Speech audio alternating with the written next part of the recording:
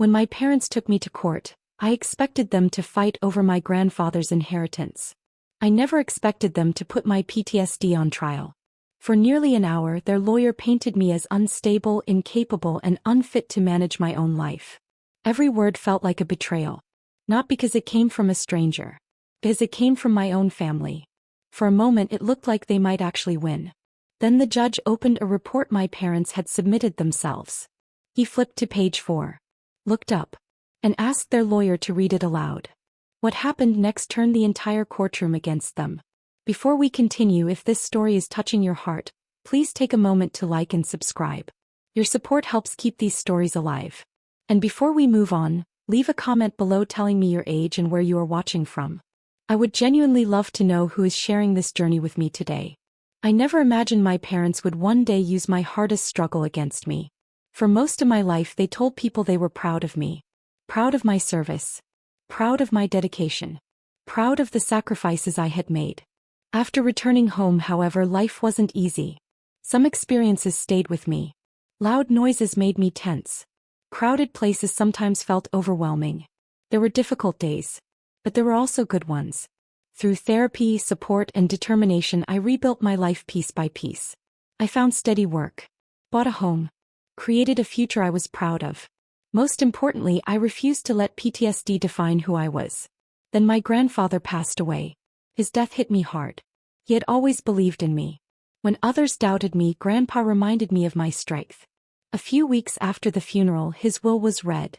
To everyone's surprise, he left me ownership of a valuable property he had spent decades building.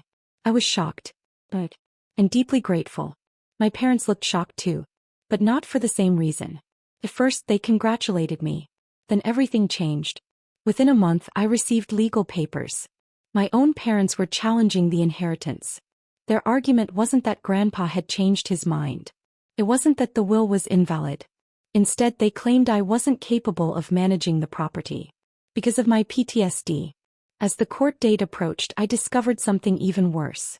They planned to make that argument publicly. And they weren't holding anything back. The morning of the hearing felt strangely quiet. I arrived at the courthouse with my attorney and took a seat near the front of the room. Across the aisle sat my parents. They wouldn't even look at me. That hurt more than I expected.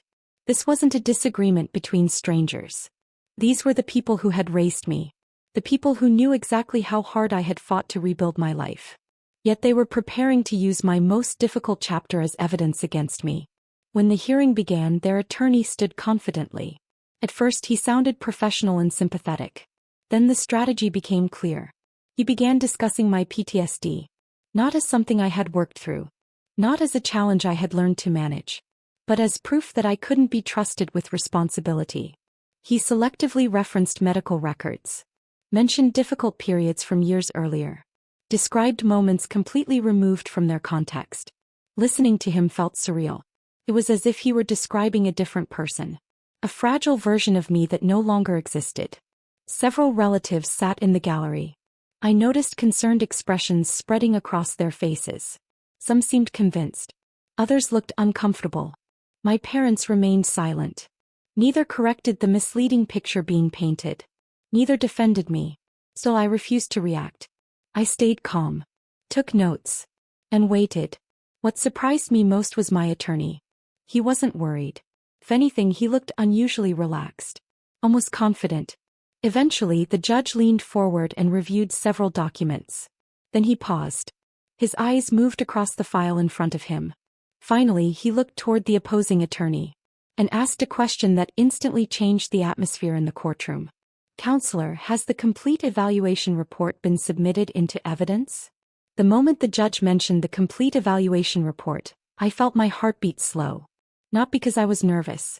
Because I knew exactly what was inside that document.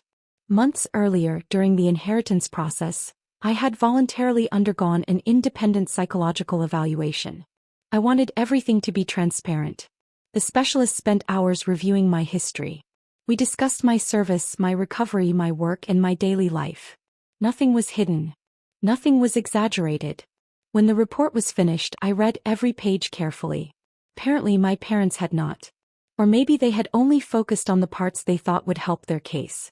The opposing attorney quickly assured the judge that the report had been submitted. The judge nodded, then began flipping through the pages. As he did, memories flooded back. I remembered sitting in the specialist's office, answering difficult questions, discussing challenges I had faced. But I also remembered something else. The specialist had spent far more time talking about my strengths than my struggles.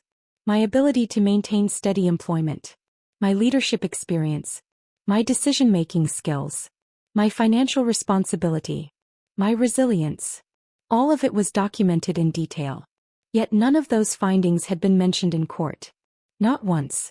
Across the room, my parents still looked confident. Their attorney appeared equally comfortable. They believed the report supported their argument. They had no idea what was coming. Finally, the judge stopped turning pages. He adjusted his glasses, looked directly at the opposing attorney, then slid the document across the bench. The courtroom became completely silent. "Counselor," the judge said calmly, "I'd like you to read page 4 aloud for the record." For the first time that morning, I saw uncertainty appear on the lawyer's face. The attorney cleared his throat and looked down at page 4. At first he seemed calm, confident, certain the document would support everything he had been arguing. Then he started reading. The subject demonstrates consistent and sound decision-making abilities in both personal and financial matters. His voice slowed slightly. The courtroom remained silent. He continued. Despite a documented history of PTSD, there is no evidence that the condition impairs the subject's competence, judgment, or ability to manage significant responsibilities. I watched his expression change. The confidence was gone. Now he looked confused, almost alarmed. The judge said nothing. He simply listened.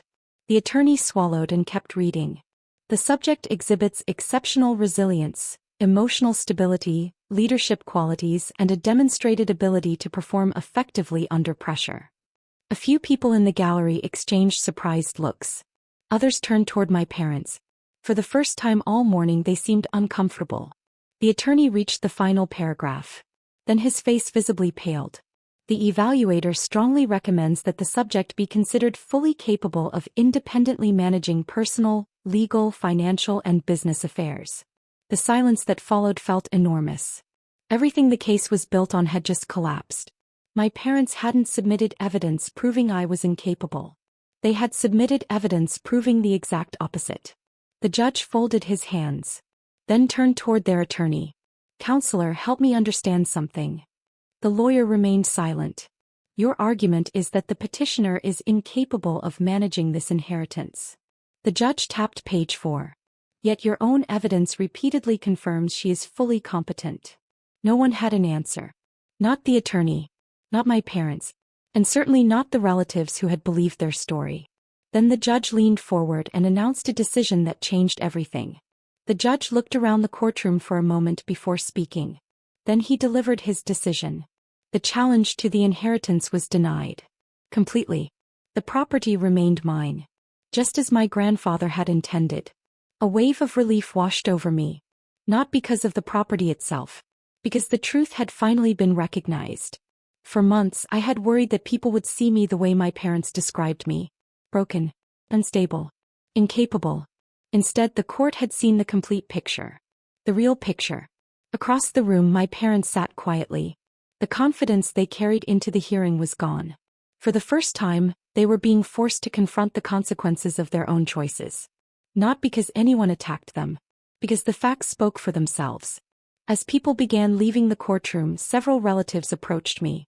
Some apologized. Others simply offered support. Many admitted they had believed the story they were told. I didn't hold it against them. After all, they hadn't seen the full report either. That day taught me something important. PTSD is something I live with. It is not who I am. Challenges don't define a person's value. Character does. Resilience does. The willingness to keep moving forward does. A few weeks later, I visited my grandfather's property alone. Standing there, I thought about everything that had happened. I wished he were there. But in a way he was. Because the faith he had placed in me never disappeared. The court case wasn't really about an inheritance. It was about truth. And sometimes the strongest response to being underestimated isn't anger. It's simply letting the truth speak for itself. Sometimes the people who know our struggles best can become the ones who misunderstand us most. But your challenges do not define your worth. Your character, resilience, and actions do. If this story moved you, please like, subscribe, and turn on notifications for more powerful family stories with unforgettable twists. And tell me in the comments, what would you have done if your own family used your greatest struggle against you?